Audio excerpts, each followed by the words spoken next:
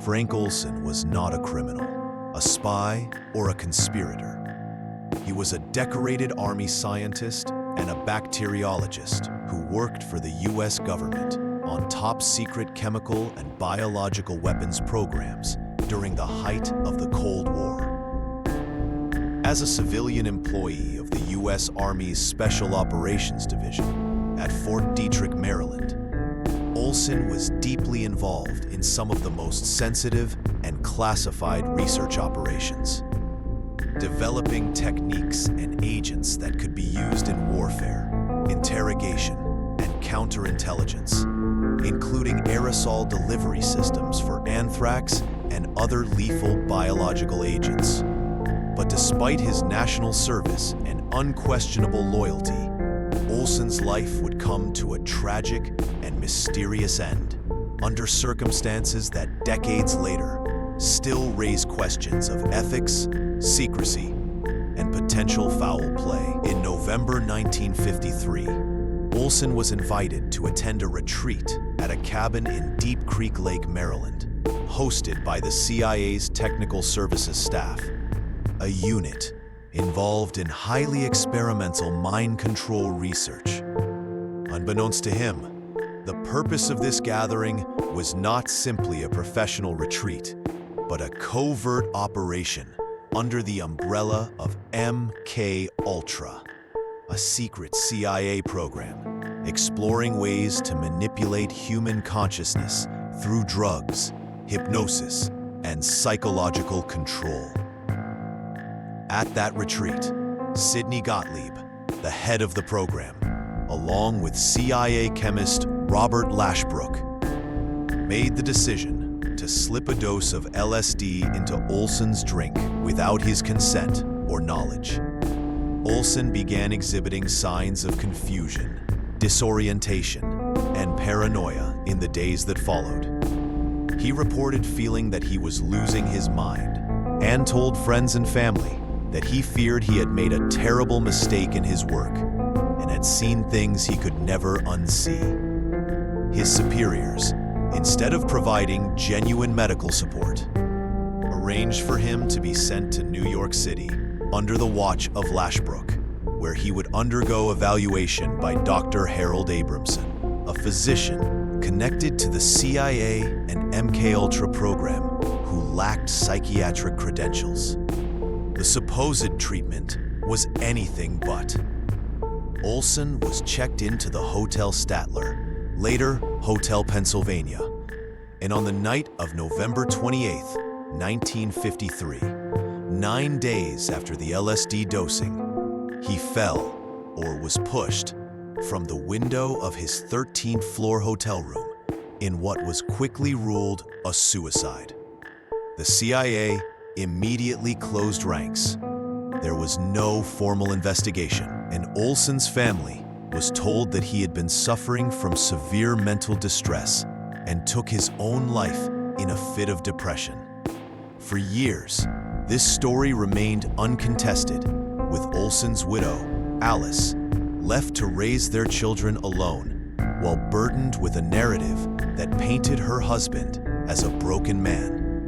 But in 1975, the Rockefeller Commission revealed for the first time that the U.S. government had been conducting illegal experiments on American citizens without their consent.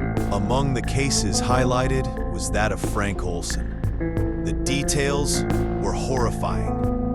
He had been unknowingly dosed with LSD as part of an MKUltra experiment, and the CIA had actively concealed their role in his death.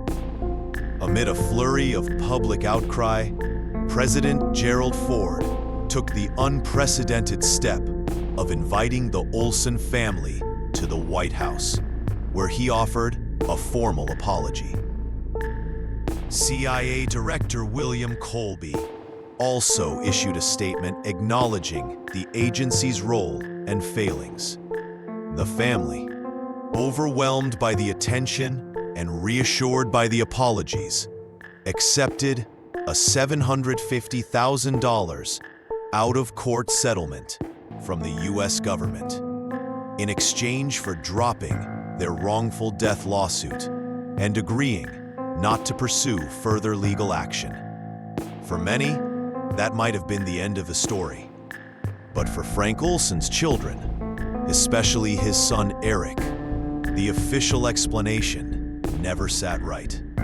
In the decades that followed, Eric Olson dedicated his life to investigating the circumstances of his father's death.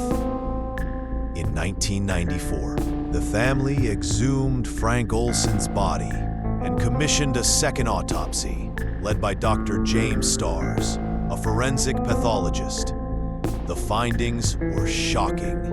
The autopsy revealed blunt force trauma to the head, inconsistent with a fall from a building, and no evidence of glass injuries that would be expected from someone crashing through a closed window.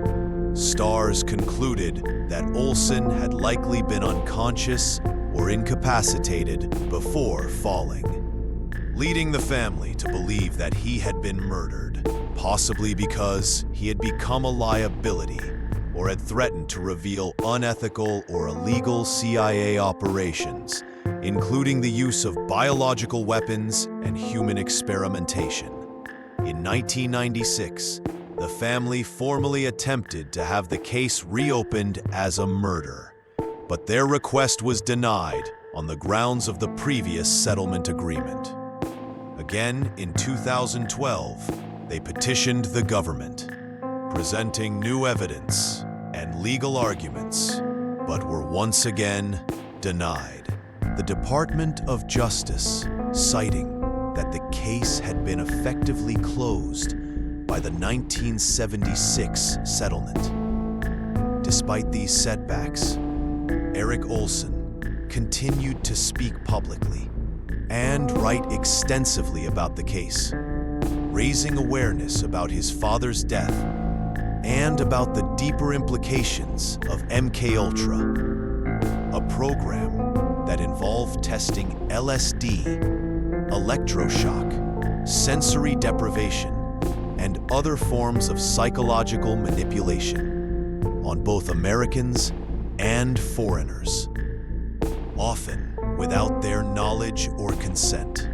Frank Olson's story became emblematic of the dangers of unchecked governmental power, the abuse of secrecy, and the profound human cost of covert operations executed without moral boundaries. Books, documentaries, and a dramatized Netflix miniseries titled Wormwood brought renewed attention to the case, presenting the narrative not simply as a family tragedy, but as a symbol of Cold War paranoia and bureaucratic cruelty. Olson's death and the decades of concealment and legal obstruction that followed remains a chilling reminder of the perils of classified science, where the pursuit of national security overrides individual rights and ethical safeguards. Although the official story continues to stand, namely that Olson jumped of his own volition, mounting evidence and professional forensic opinions strongly suggest that he was silenced, whether because he had begun to question the morality of his work, had threatened to expose bioweapons research, or was simply considered a psychological liability after the LSD incident. The result was the same. A loyal government scientist was eliminated, and his death was spun into a narrative of mental illness. What makes Frank Olson's story all the more haunting is that it was not unique within MKUltra's vast history.